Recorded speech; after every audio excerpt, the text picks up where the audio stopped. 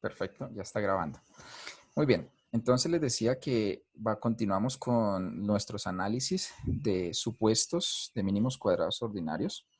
El día de hoy vamos a continuar con el supuesto de normalidad.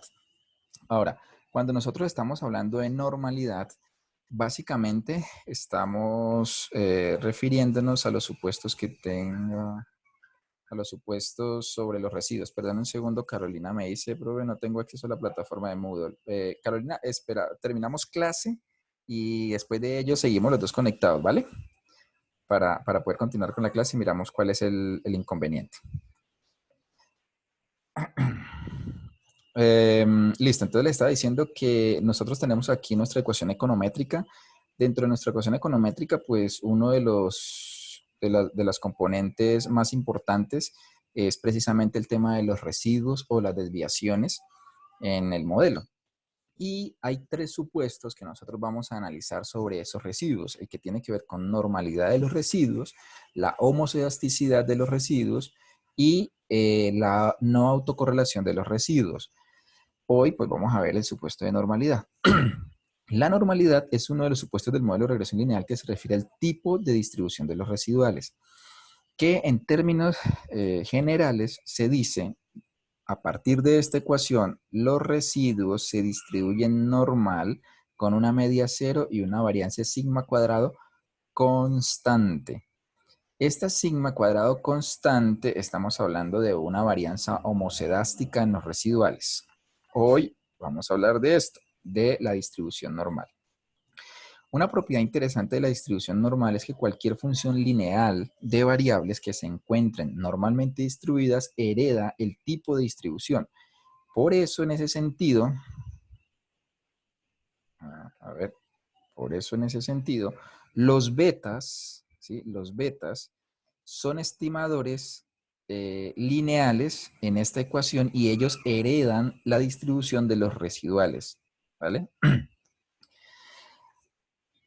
Hemos visto que los estimadores de MCO, estos que acabo de decir beta, son funciones lineales de la variable dependiente y. Y esta, a su vez, es una función lineal de los residuos, por lo cual es necesario conocer la distribución de los errores. Esta es una gráfica de una distribución normal, ¿bien? Aquí pues vamos a tener la frecuencia con la que se repiten los datos. Aquí, bueno, dice número de observaciones, pero pues dependiendo del tipo de distribución que uno esté analizando, por ejemplo, si es una test student, pues va a aparecer los valores de la test student, en donde, por ejemplo, aquí nos dice que alrededor del 2 es donde hay una mayor concentración de la población o de la muestra. Por esa razón, la campanita de Gauss es de este estilo, porque lo que uno espera es que haya una mayor concentración alrededor de la media de la muestra. Y la diferencia que hay entre las distintas observaciones y la media, entonces esa va a ser nuestra desviación estándar, o que se conoce como desviación típica, o también se conoce como error estándar. La importancia del supuesto de normalidad radica en que justifica teóricamente la utilización de pruebas estadísticas que involucran las distribuciones t-student, f y chi cuadrado. Suponiendo que los residuos siguen una distribución normal, entonces los parámetros seguirían una distribución normal y cobran validez las pruebas de hipótesis de significancia individual o global hechas con los estadísticos T y F. Ojo con esto, para cualquier tamaño de muestra, ¿vale? Ustedes tal vez recordarán en econometría 1 o en estadística, por ejemplo, cuando hacían la test student, a ver si lo tengo acá, no lo tengo acá, bueno, pero tal vez recordarán que uno hacía unas pruebas de hipótesis sobre estos parámetros, ¿cierto? Por ejemplo, sobre beta 1, sobre beta 2. Y uno decía, bueno, la hipótesis nula es que beta 2 sea igual a 0. O la hipótesis alterna, que beta 2 sea distinto de 0. Y utilizábamos un estadístico T-student. Ese análisis nosotros lo hacíamos suponiendo que los errores tuviesen una distribución normal. Suponiendo eso, en ese sentido, si los errores tuviesen esa distribución normal, entonces podríamos hacer la prueba de hipótesis con el estadístico t-student, ¿vale? Eso, por ejemplo, sería una prueba de significancia individual. Si fuera una prueba de significancia global, tomaríamos el beta 2, el beta 3, hasta el beta k, ¿cierto? Todos iguales a cero o todos conjuntamente distintos de cero, que sería la hipótesis alterna. En ese caso, nosotros utilizaríamos la prueba F. La prueba F tiene validez siempre y cuando en esta ecuación econométrica los residuales tengan una distribución normal. Esa es la importancia de la distribución normal, de que de alguna manera pues facilita la vida para hacer pruebas de hipótesis. Ahora, ¿por qué nosotros hacemos pruebas de hipótesis? Porque sucede que además de querer estimar un parámetro, es decir, además de uno decir, oiga, de forma puntual me interesa conocer en cuánto afecta X2 a Y, por ejemplo, en este caso sería beta 2, me interesaría, además de saber en cuánto, me interesaría saber si ese efecto es o no significativo. ¿No? Podría decir, uy, es que es un efecto positivo. Pues sí, pero si no es significativo, pues no sirve para nada. ¿De acuerdo? Esa pregunta de si eso no es significativo, la podemos responder con las distribuciones t-student F, siempre y cuando los residuales tengan distribución normal. Nuevamente repito acá, para cualquier tamaño de muestra. Listo, Manuel, pregunta. Manuel. Manuel, Ya, profe, qué pena. pregunte. Profe, en este caso, eso vamos a suponer del taller, ¿no? Porque yo vi que ahí dice lo de las pruebas de hipótesis y entonces pues lo vamos a hacer Sí, de la manera que lo hacíamos, ¿cierto? Pues, sí, sí, exactamente. Lo que pasa es que en el taller hay una parte donde dice evaluar normalidad, ajá, pero las pruebas de hipótesis común y corriente las hacen con la T y con la F. listo, profe. Bien. Gracias. ¿Cuáles son las consecuencias de que los residuos no se distribuyan normal? Bueno, voy a leer. Este supuesto no es esencial si el objetivo es solamente la estimación para cualquier tamaño de muestra, es decir, si solamente nos interesa encontrar cuánto vale BT1, cuánto vale beta 2 y así sucesivamente. Es posible estimar los parámetros betas del modelo. Los parámetros siguen siendo mejor estimadores lineales, sin sesgados y de varianza mínima, es decir, siguen siendo eficientes. Los estimadores, los betas, conservan la propiedad de insesgadez y consistencia. ¿Cuál es la consecuencia de que los errores no se distribuyan normal? La consecuencia es la siguiente. Sobre todo para muestras pequeñas, no es posible hacer inferencia estadística con base en las pruebas T y con base en las pruebas F. En otras palabras, uno podría preguntarse, bueno, ¿y cuánto es una muestra pequeña? Pues a ver, eso sinceramente no está teóricamente definido, ¿vale? Pero algunos hablan, por ejemplo, muestras menores a 100, otros hablan muestras menores a 50. Um, Pongamos que sea 100, ¿vale? Alguien empezó ahí a recochar, vea, por hacer notas. Ya. Eh, Supongamos que la muestra sea 50. Bueno, pues es una muestra pequeña. Entonces, en ese caso, no sería posible hacer pruebas T y pruebas F. Es decir, no podríamos hacer pruebas de significancia individual y global con base en estas pruebas. Ah, Sin embargo, este supuesto ya no es tan crucial en muestras grandes o asintóticas y para eso nosotros hacemos uso de algo que se conoce como el teorema del límite central. Y nos dice, si las perturbaciones son independientes y están idénticamente distribuidas con media cero y varianza constante, ojo, subrayo varianza constante porque nosotros necesitamos o se debe suponer que la muestra sea una muestra homocedástica, bueno, que los residuales, perdón, de esa muestra sean homocedásticos. Nos dice es que los residuales mu sub i se distribuyen IID. IID es independientes e idénticamente distribuidos. Fíjense en que no sabemos qué tipo de distribución, pero lo importante es que se distribuyan de manera independiente e idénticamente distribuidos con una media cero y una varianza constante.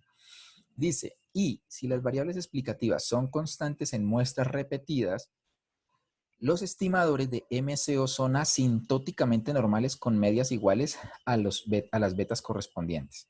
De tal manera que las pruebas T y F son aún válidas asintóticamente, es decir, en muestras grandes, pero no en muestras finitas o pequeñas. De manera gráfica lo podemos notar acá. Por ejemplo, si estas X se distribuyen normal, entonces la sumatoria de todas ellas es normal, ¿vale? Si estas X no se distribuyen normal, pero se distribuyen de forma independiente e idénticamente con una media mu y una varianza constante, la sumatoria de ellas, cuando n es muy grande, entonces la distribución conjunta es normal. Por lo tanto, en ese caso, asintóticamente nosotros podemos utilizar las pruebas F y las pruebas T. En el caso del taller, la muestra es grande. ¿Sí? La muestra es creo que 400.000 o más de 400.000 observaciones. En ese caso, pues podemos usar la prueba F y las pruebas T. Aún así, hay que hacer pruebas de validación. Por ejemplo, en este caso, pruebas de normalidad.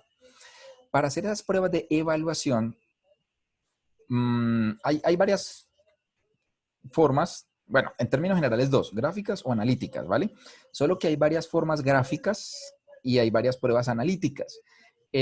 Para la clase de econometría 2 yo he traído como las más prácticas bueno, las que uno más usa realmente. Uno es el histograma en la escalerita a la cual Camila hacía referencia, y otros son los gráficos de probabilidad normal.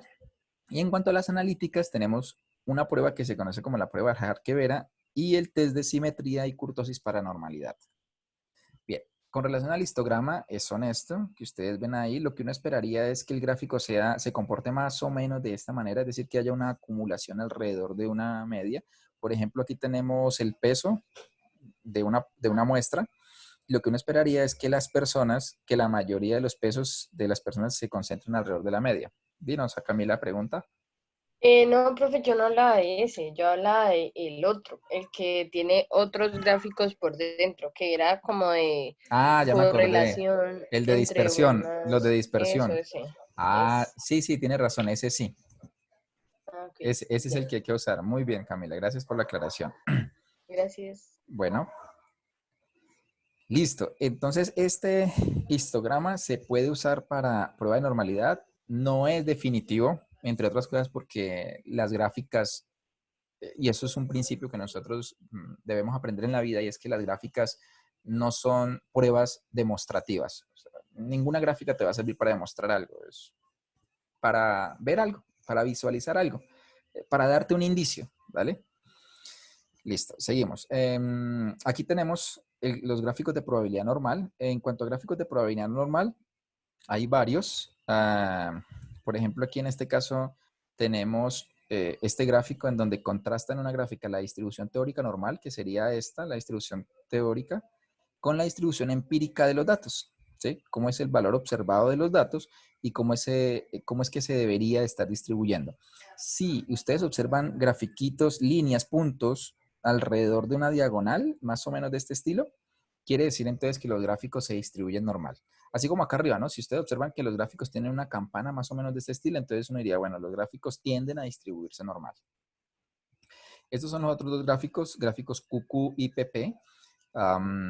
Aquí tenemos, por ejemplo, el gráfico QQ es cuantil, y el gráfico PP, entonces lo que hace es graficar la probabilidad acumulada de cada uno de las observaciones, en este caso de los datos, y esta sería la esperada o la teórica.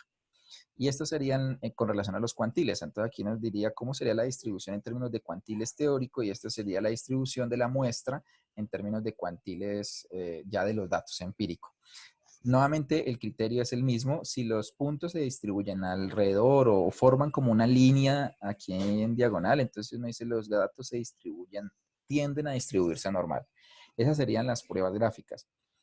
Las pruebas analíticas, es más, hagamos una cosa. Vamos al Stata para mostrarles cómo funcionaría en el stata. Listo. Entonces aquí ya tenemos el stata. Para llamar bases de datos definitiva, entonces le doy control D. Perfecto, aquí ya llamé la base de datos definitiva. Yo les pregunto aquí en este caso, ustedes están viendo el do file, esto va a terminar en 10 minutos, el do file y están viendo los resultados, la ventana de resultados también. Sí, profe. Bien, listo, perfecto. Como la clase ya la voy a terminar, ya estoy haciendo las pruebas, entonces en caso de que se nos corte, nos conectamos otros 10, 15 minutos, por favor. Listo, profe. Listo. Entonces aquí ya importé la base de datos. Bueno, esto es precisar nombre, este código usted ya lo tienen, yo estoy seguro que lo pueden analizar solito, no hay problema. Voy a ir al supuesto de normalidad, que es el quinto supuesto. Acá está. Bueno, aquí le doy importar la base de datos. La base de datos está en Excel, por eso le doy importar. Está en la plataforma. Normalidad. Listo, entonces aquí con el rec, con el comando rec, creo que esto yo lo puedo ampliar. Sí, perfecto. Con el comando rec es que hacemos la regresión. Este es de un modelo de demanda en donde tengo aquí la demanda del bien X, el precio, el ingreso de los clientes y el precio de bienes, creo que sustitutos, es Y. Entonces aquí ya hice creo que la regresión. Ok, no la he hecho. Ok, selecciono, control D, regresión, perfecto. Aquí está ya la regresión. Y lo que me interesa en este caso es evaluar si los residuales de esta regresión, de esta ecuación econométrica, son normales o no lo son. Entonces, para eso se usa este comando predict. Res es el nombre de los residuales que le voy a dar y aquí pues es la primera letra de residuals, que es como el comando que tiene internamente o el código que tiene internamente Stata para calcular los residuales. Entonces selecciono y le doy control D. Listo, ya los calculó. Eso, si vamos al editor de datos, entonces ustedes lo pueden ver acá en esta columna que dice res. Bien, vuelvo al do file. Listo, entonces aquí está el método gráfico. Primero el histograma. Ahí demora un poquito. Listo. ¿Qué observa uno? Pues uno que dice, carachas, como que sí, como que no. ¿Vale? Sigamos. Con el otro. Con el densidad de kernel. También nos muestra. Esta sería la densidad estimada. Profe, qué pena. Una pregunta, ¿dónde está ese file? Ese do file está ahí en la plataforma, donde dice archivos complementarios. Ok, gracias. Listo. Entonces aquí también nos bota lo que es el cálculo de la densidad de kernel. El azul es la densidad estimada a partir de los datos y el rojito es la densidad de tipo normal. Entonces uno dice, bueno, como que sí, o sea, este muestra un poco más que se aproxima efectivamente la distribución. Este comando lo usamos para gráfico QQ. Entonces, listo, chévere, parece que sí es normal. Se distribuye alrededor de la diagonal y el gráfico PP normal muestra también más o menos lo mismo, que hay una distribución de datos formando una línea diagonal. Como les decía, estos gráficos no son prueba total, pero sí nos sirven como un tipo de guía, ¿vale? Para definir uno totalmente, si los errores se distribuyen normal o no, entonces pasamos a las pruebas analíticas. Igual los gráficos siempre hay que hacerlos. En las pruebas analíticas, voy a la presentación. Acá está. Empezamos con una prueba que se conoce como la prueba de Harke-Vera. Esta prueba de Harke-Vera está hecha con base en el tercer y cuarto momento de la distribución.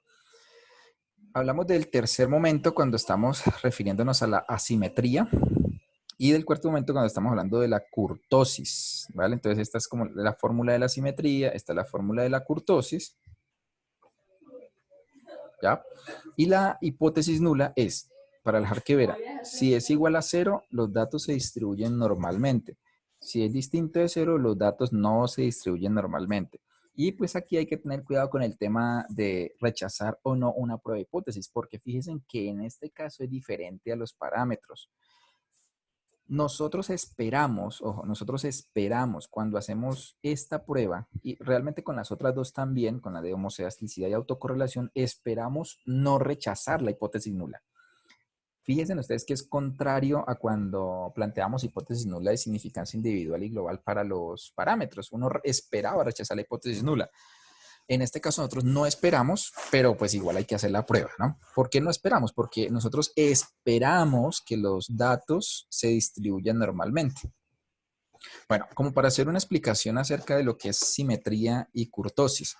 En el caso de la simetría, o bueno, también como asimetría, fíjense ustedes que tiene que ver con la forma como se mueve la campana. Entonces, por ejemplo, en este caso, si la forma de la campana está como desviada hacia en este caso sería hacia, bueno, si lo estamos mirando desde nuestro computador o celular, sería hacia la derecha, sería una simetría pues negativa, no, pero eso es más bien hacia la izquierda, como de allá para acá.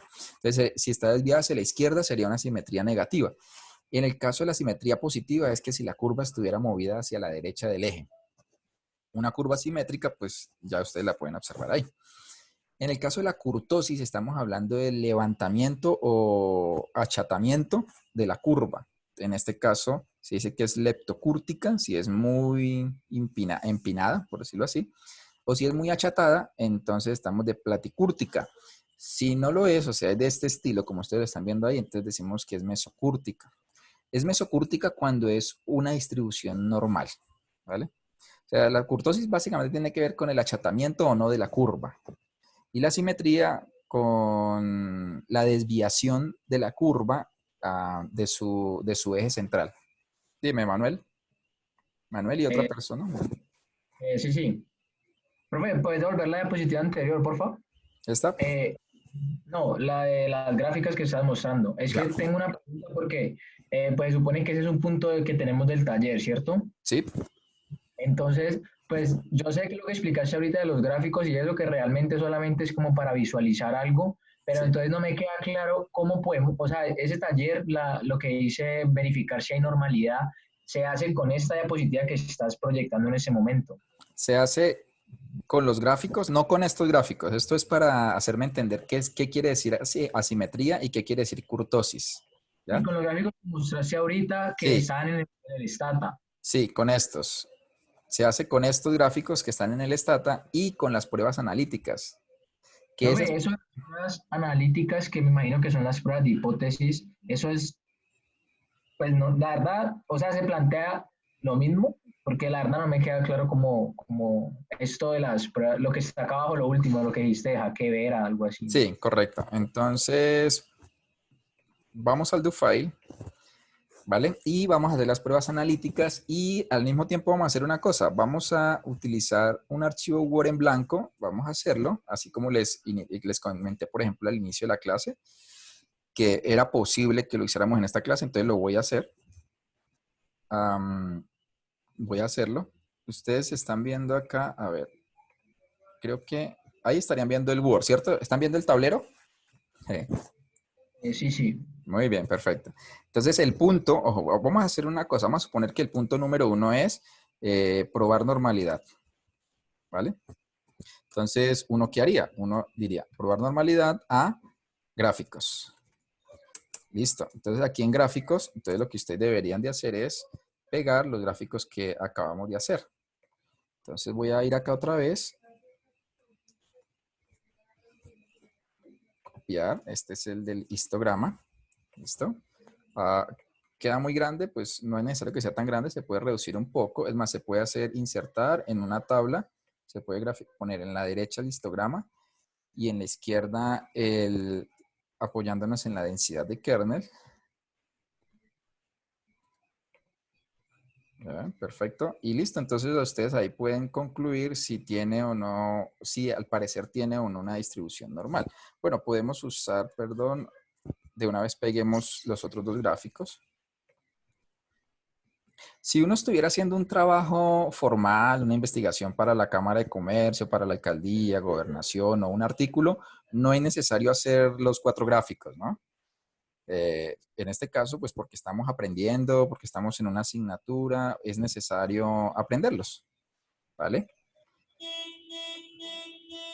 Es un ejercicio académico que es importante de que ustedes lo conozcan. Bueno, me queda menos de un minuto, entonces voy a seguir la siguiente clase. Hagamos una cosa, no tomemos descanso, vámonos de largo, que ya en menos de 15 minutos termino, ¿vale? Entonces, nos vemos, por favor.